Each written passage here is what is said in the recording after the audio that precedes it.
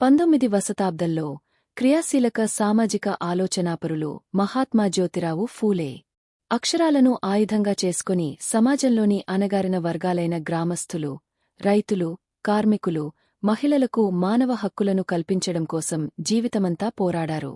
జ్యోతిరావు ఫులే పాశ్చాత్య దేశాల్లోని ప్రజాస్వామ్య విలువలను, సంస్కృతిని, జీవన విధానాన్ని అధ్యయనం చేశారు.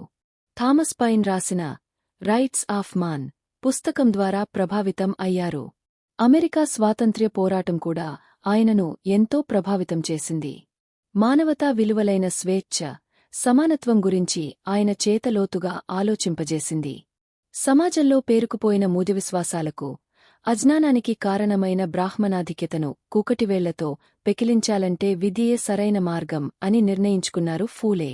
విద్య ద్వారానే సమాజాన్ని మార్చాలన్న ఆశయంతో అణగారిన వర్గాల జీవితాల్లో అఖండ అక్షర జ్యోతులు వెలిగించి చైతన్యపరిచారు. విద్యావ్యాప్తి కోసం ఆజన్మాంతం ఆధిపత్య వర్గాలతో అక్షర యుద్ధం చేశారు. బ్రాహ్మణాధిక్యతను వ్యతిరేకించవలసిందిగా సామాన్యులని ప్రోత్సహించారు. కులం పేరుతో తరతరాలుగా అణిచివేతకు గురవుతున్న బడుగు, బలహీన వర్గాలకు ఆత్మస్థైర్యాన్ని కల్పించి వారి సాధికారత కోసం కృషి చేశారు. సమాజంలో సగభాగంగా ఉన్న స్త్రీలు అభివృద్ధి చెందకపోతే సమాజం అభివృద్ధి చెందదని పూలే భావించారు. మొదట సమానత్వం, మానవ విలువలు తన ఇంటినుంచే ప్రారంభం కావాలని నిరక్షరాస్యురాలైన సహచరి సావిత్రిబాయి ఫులేకు విద్యాబుద్ధులు నేర్పి సఫలీకృతుడయ్యారు. ఆనాటి సమాజ పితృస్వామ్య, బ్రాహ్మణ సంబంధాలకు ఆదర్శ దంపతులిద్దరూ సవాలు విసిరారు. వితంతువులు ఎదుర్కొంటున్న దుర్భర పరిస్థితులను తెలుసుకొని వారికోసం ఆశ్రమాన్ని స్థాపించారు. వితంతు మహిళలకు క్షౌరం చేసే ఆనవాయితీకి స్వస్తి పలకాలన్నారు. శిశుహత్యలు, బాల్యవివాహాల నివారణ కోసం ప్రత్యేక చొరవ తీసుకుని అండగా నిలబడ్డారు. జ్యోతిరావు ఫూలే రచనలు ఆ కాలం నాటి వైవాహిక పద్ధతులను సవాలు చేశాయి. స్త్రీ, పురుష లింగ వివక్షతను పూలే విమర్శించారు. స్త్రీ పురుషుల్లో స్త్రీలే ప్రకృతిపరంగా ఆధిపత్యం కలవారు. స్త్రీ నిస్వార్థ హృదయంతో అందరినీ సంరక్షిస్తుంది. ఆమె పడుతున్న అగచాట్లను, ఆమె పట్ల కొనసాగుతున్న వివక్షను ఫూలే ముక్తకంఠంతో ఖండించారు. ఫూలే ప్రతి ఒక్కరికి స్వేచ్ఛ, హక్కులు కావాలని నినదించారు.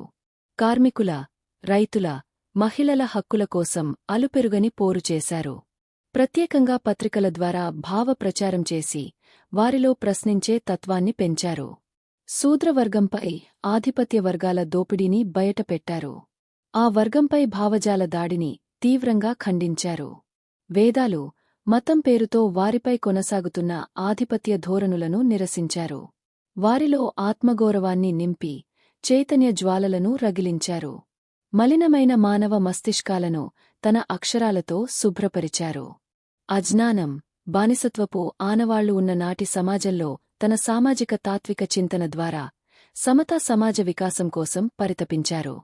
సమానత్వ ఆకాంక్ష, మానవ విలువల పెంపుదలను లక్ష్యంగా ప్రకటించుకుని పీడిత ప్రజల అభ్యున్నతికి పాటుపడ్డారు. కుల మత ద్వేషాలను దుయ్యబట్టారు. కాని నేడు ఆ స్ఫూర్తి కొరవడింది.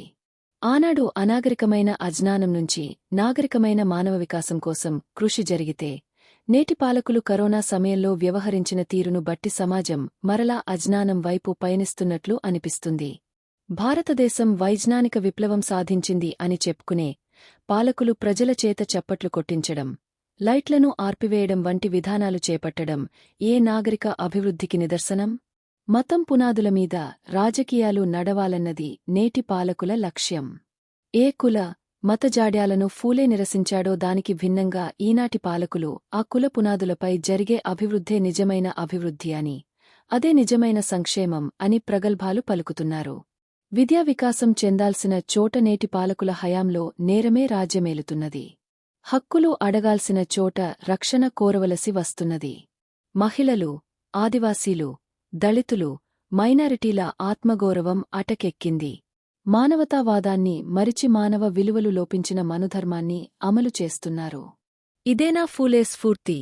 అణగారిన వర్గాల రక్షణ కోసం రాజ్యాంగంలో కల్పించిన రక్షణలకు, రిజర్వేషన్లకు మంగళం పాడుతున్నారు. ప్రపంచానికి లౌకిక విలువలను నేర్పిన నేలమీద మతం ఊడలై బుసలు కొడుతున్నది.